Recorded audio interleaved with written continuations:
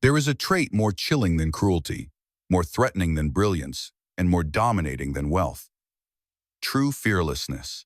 Not the kind brandished by brash daredevils or boastful soldiers, but the cold, quiet kind, the kind found in those who've severed every tie, silenced all doubt, and buried their conscience for the sake of power. This is the type of fearlessness that Machiavelli revered, done that robs kings of peaceful sleep and turns underlings into puppet masters. It's not courage, it's numbness. A detachment so complete that failure, betrayal, pain, or death no longer inspire hesitation. You become untouchable, not because you're guarded, but because there's nothing left to steal. The average person is governed by fear, fear of being judged, forgotten, exposed. But the truly dominant? They feel nothing. No pause, only precision. They move with calculation, not emotion. And when fear finally withers, what rises in its place is something far more sinister: total control. In this video, we reveal how fearlessness became the most lethal weapon in the Machiavellian playbook and how those who wield it don't merely survive. They conquer. Most people don't live. They endure, making choice after choice from a place of fear. Fear is the invisible leash that chains humanity. It's why the weak follow incompetent leaders, why soldiers hesitate on the battlefield, why you stay silent when you should speak up, obey when you should defy, bow when you should strike. Fear isn't just an emotion. It's a mechanism, a hierarchy, and if you don't master it, you'll live and die as someone else's pawn. Machiavelli knew this deeply. He didn't admire fear, he dissected it. He understood that fear was the lever rulers used to dominate the masses, and that the weak relinquish their strength through it. Look around today. The world runs on fear. Fear of being canceled, fear of failure, fear of standing alone. You don't make decisions, your fear does. You don't chase ambitions, you compromise with your doubts. Nearly every step you take is designed to escape discomfort. Herein lies the truth. Real power doesn't start with confidence. It begins with the execution of fear. Kill it, destroy it, burn it out of your system. Because as long as fear exists, real power cannot. You won't be feared by others until you've killed fear within yourself. You don't beat fear by sidestepping it. You beat it by choking it out until it has nothing left. Most want to conquer fear gently with deep breaths, mantras, or soft reassurances. That's weakness in disguise. Machiavelli would sneer at such delicacy. He didn't believe in managing fear. He believed in converting it into a weapon or eradicating it entirely. So how do you slay fear? Not through bravery, but through analysis. Fear thrives in ambiguity, in chaos, in emotion. The first step of the Machiavellian metamorphosis is to turn fear into data, something you can study, manipulate, and control. Whenever fear surfaces, ask, what exactly am I afraid of? Loss of wealth, status, comfort, or image? Break it apart. Strip it of illusion. What you'll find is that fear rarely stems from reality, stems from ego. You're not truly scared of loss. You're terrified of appearing like a loser. You're not scared of rejection. You're afraid of what it says about your worth. You're not anxious about risk. You're haunted by how you'll be perceived if it goes wrong. That's not fear. That's vanity. And vanity is easy to destroy once you stop caring what others think. Machiavelli understood this truth. A man who seeks validation is already enslaved. He doesn't need a rivalist, need to be accepted as his captor. So what's the first step in transformation? Eliminate your addiction to approval. Don't apologize for wanting more. Don't lower your tone just to be liked. Stop asking permission to be powerful. The moment you stop fearing rejection, you gain the most dangerous power of all: freedom. The freedom to speak boldly. The freedom to act without restraint. The freedom to move without regret. Now, let's dig deeper. Step 2. Immerse yourself in calculated confrontation. Fear feeds on ease. If you want to kill it, you must go looking for friction. Begin with the small stuff. Speak up when you'd rather stay silent. Say no when you're expected to say yes. Take actions that unsettle the version of you you're comfortable with. Learn to strike before fear strikes you. Machiavelli grasped this well. Minor defiance strengthens the will. Small risks prepare the mind for larger wars. If you can't withstand tension in a room, how will you navigate betrayal or ambition? Fear dies in discipline. So train with aggression. Then comes the harshest, most vital step. Step 3. Sever attachment to results. Fear only thrives because you cling to outcomes. You crave success, affection, recognition. Contraland the idea of losing any of it terrifies you. That's your crack in the armor. That's how you're made vulnerable. But once you detach when loss no longer defines you, you become a threat. The kind of person who can lose it all and remain unmoved. That's what unsettles people. That's where influence is born. If no one can shake you, no one can steer you. If you can't be provoked, you can't be trapped. If nothing scares you, no one controls you. That is true power. Now the final piece. Step 4. Turn your fearlessness into a weapon. Once you've purged fear from your system, you begin using it tactically. You move fast. You act decisively. You show no hesitation, no apology. And suddenly your silence becomes threatening. Your calm becomes disturbing. Your presence commands attention because it's clear. You don't play by their rules. You don't react emotionally. You don't hesitate when tested. You move only with intent. Machiavelli didn't revere cruelty. He revered control. And fearlessness is the base layer of total control. Imagine walking into any space knowing no one has power over you. Imagine making decisions without inner conflict, because you've already faced the worst-case scenario and decided, it doesn't matter. Picture standing before your most dangerous enemy and feeling absolutely nothing. That is the man Machiavelli writes for, not the righteous man, not the cautious one, but the one who, when it's time to strike, is devoid of feeling. The one who doesn't blink because fear has been annihilated. And when fear is gone, what emerges isn't bravery, it's inevitability. When fear dies, something must fill its void. For those with real power, that void is filled with ruthlessness. Because once fear no longer clouds the mind, there's no hesitation. And when you move without pause, compassion becomes a liability. You can't afford it. Machiavelli said it outright, it's far safer to be feared than to be loved. But he didn't stop with that truth. He explained why mistimed mercy is suicidal. Mercy is worshipped only by the powerless. The public pleads for kindness not because they are innocent, but because they hope it shields them from justice, from retribution, from the edge they know is deserved. But the ruler, the strategist, the power player, they don't grant mercy to feel righteous. They grant it when it serves a function.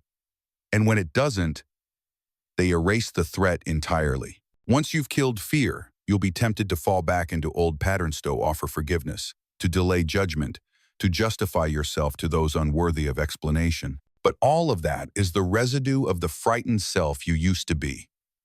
Burn it away. The fearless must absorb a new commandment. Never hesitate to eliminate. When someone jeopardizes your position, soils your reputation, leaks your moves, or challenges your dominance, you don't respond emotionally. You eliminate. Quietly. Fully. Permanently. This isn't cruelty. It's execution of strategy. Power doesn't last through popularity. It lasts through invincibility. And the invincible do not defend, they remove. Let's break it down in Machiavelli's terms. First, mercy makes you look indecisive. When you spare someone who deserves punishment, it tells observers that you lack conviction, that you can be manipulated, that guilt influences you. And once people detect guilt in a powerful figure, they will press on it like a sore spot. Second, mercy attracts betrayal. Those you forgive will not admire your kindness. They will interpret your leniency as vulnerability. They'll bide their time until the next betrayal. Machiavelli warned, the ones who gain most from your mercy are often the ones who grow to hate your power the most. Third, mercy only delays destruction. The threat you avoid today will return stronger tomorrow. The cost of fixing it later will be higher. Weakness doesn't stay small, it compounds. Postponement leads to collapse. The frightened man shows mercy because he seeks protection. The fearless man withholds it because he already owns security.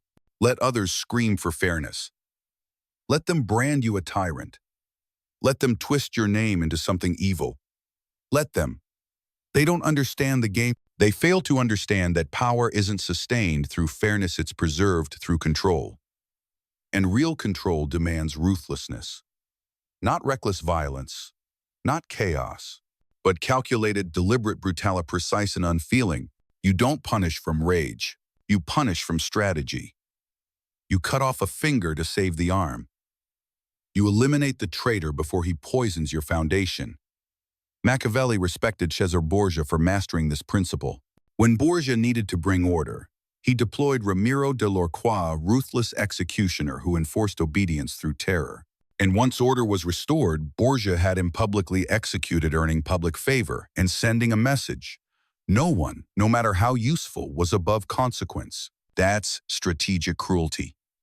And that's the model. Fearlessness is not recklessness. It's the capacity to do what the coward refuses to govern not with emotion, but precision, to preempt danger instead of reacting to it. When others learn you are capable of absolute action, they stop provoking you. They stop testing limits. They learn to fear the quiet behind your composure because they know when your moment comes, you won't hesitate. You won't warn. You will end it. That's the line between the rulers and the ruled. Not how often they offer mercy, but how rarely they need to. To be truly fearless is to walk alone. Not because you're despised, not because you're misunderstood, but because the man who fears nothing depends on no one. And that unnerves the ordinary. They'll call you cold, arrogant, heartless. They'll say you've changed, that you're distant or detached. But what they're really saying is, you've stopped needing us, and now we can't influence you. That's what fearlessness costs: isolation. When you abandon the need for approval, you stop fitting in. When you reject the hunger for security, you become a threat to those who live for it. And when you no longer fear solitude, you become untouchable. Machiavelli understood this price all too well. He was cast out, ridiculed, betrayed by the same forces he once served. But he didn't shatter. Why? Because to the fearless, solitude isn't exile, it's evolution. The weak hide in crowds. The strong find power in stillness. And the most dangerous individuals? They vanish to build silently. Understand this. Fear binds people. It fuels gossip. It builds shaky alliances. Fear of rejection, of being outcast, of losing place. That's what holds the average person together. But when you slay fear, you no longer need their approval. You no longer seek a tribe to feel valuable. You don't need a circle to feel strong. You stop fearing abandonment because you've already chosen a road that leaves others behind. And that's where real domination begins. Not in noise, not in attention, but in detachment. In letting go of the psychological chains that imprison everyone else: the fear of loneliness, the fear of being misunderstood, the fear of facing your own mind. That's the battlefield, and it's time you stepped into it. Complete detachment isn't comforting, but comfort is for the domesticated, not the dominant. Real power demands sharpness, discomfort, and separation. Ask yourself, why do the strong so often fall? It's because they surround themselves with softness, with flatterers, dependents, and blind loyalty that slowly dull their judgment. Machiavelli warned of this trap. He said, "A ruler must guard his inner circle, limit his trust, and keep his mind sovereign." The moment you lean on others for strength, you hand them leverage. The fearless man doesn't beg for loyalty or companionship. He doesn't crave attention, affection, or reassurance. He earns respect in silence, through outcomes, and with distance. And that distance, more than any, terrifies people. They will guilt you. Say you're cold. Say you've changed. That you've become too serious. Perfect. Let them. Because they don't understand you've stopped playing their game. You're not here to please. You're here to be remembered. And those who leave legacies aren't applauded. As they rise in quiet, and they win alone. Think of history's giants. Napoleon feared and solitary. Julius Caesar stabbed by those closest to him. Machiavelli writing his truths in exile while the world ridiculed him. That isolation didn't weaken them, it sharpened them. If you want real influence, this path must be chosen daily. You'll eat in solitude. You'll make choices that separate you from the crowd. You'll cut ties when they no longer serve purpose. You'll walk out of weak rooms. You'll sever connections without guilt. Because fearlessness requires discipline. Discipline demands distance. Only with distance will your vision clear. Only then will you move decisively. Only then will you do what the afraid cannot. Lead without leaning on anyone. So when the isolation sets in, when the quiet grows loud, don't retreat. Don't run to comfort. Embrace it. That silence, it's the sound of your transformation. It means fear is dead and power has arrived. The cost of fearlessness is loneliness, but the reward? Absolute liberation. You've silenced your fear. You've welcomed solitude. You no longer flinch, explain, or hesitate. Now, you step into the final transformation. You become fear itself. Because once you feel nothing, you gain the most dangerous ability of all, sensing what others still feel and using it. This is the realm where power multiplies. This is where Machiavelli smiles in the dark. Understand this: fear is the most powerful weapon ever created. You don't need swords when you have silence. You don't need to strike when your presence alone breaks people. Fear works on your behalf if you learn to wield it. Machiavelli didn't just analyze fear. He taught rulers how to build it, direct it, and command through it. He knew people fear what might happen more than what does. They fear the unknown, the unpredictable, the unexplainable. And now that is your role. You are no longer just a man. You are the mirror in which others confront their own weakness. So how do you turn fear into a weapon? Step 1. Become unreadable. Predictable men are easy to manage. You must become a mystery: quiet, calculating, withholding. Smile less, speak less, offer nothing. Let them guess. Let their minds run wild with their own paranoia. And when you do reveal something, let it be intentional, calculated, and heavy with meaning. Once people can't anticipate your moves, they no longer feel safe around you. And when security disappears, submission follows. Step 2. Project power, not emotion. Weak men lead with feelings. Strong men lead with impact. When you walk into a room, people shouldn't feel relaxed. They should feel alert.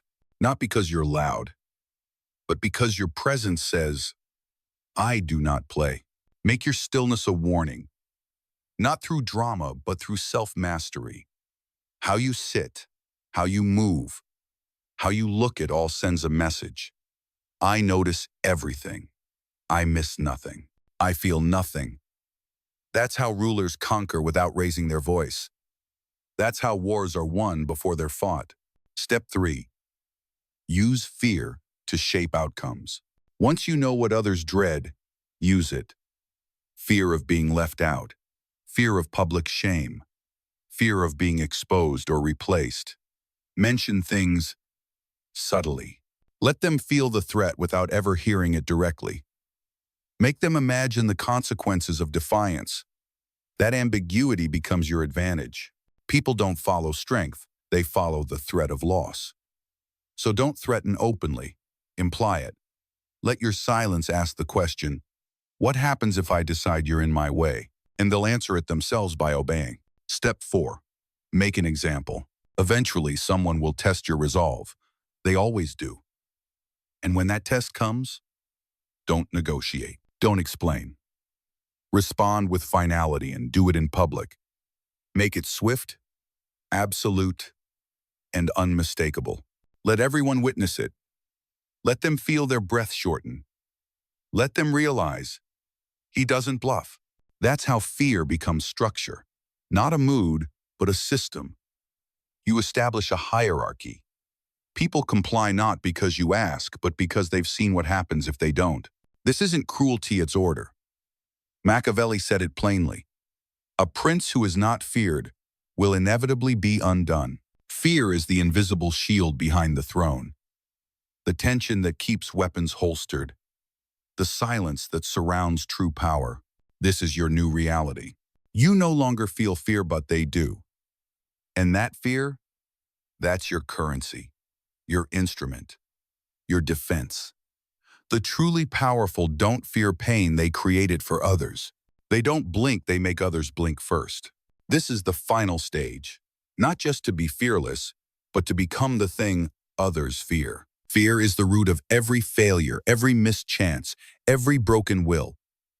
It governs more lives than law, more than rulers, more than belief itself. But when you destroy fear, you don't just get stronger, you become something else entirely. You stop acting like prey. You stop waiting for permission. You begin to rule. You no longer waste energy chasing approval, comfort, or acceptance.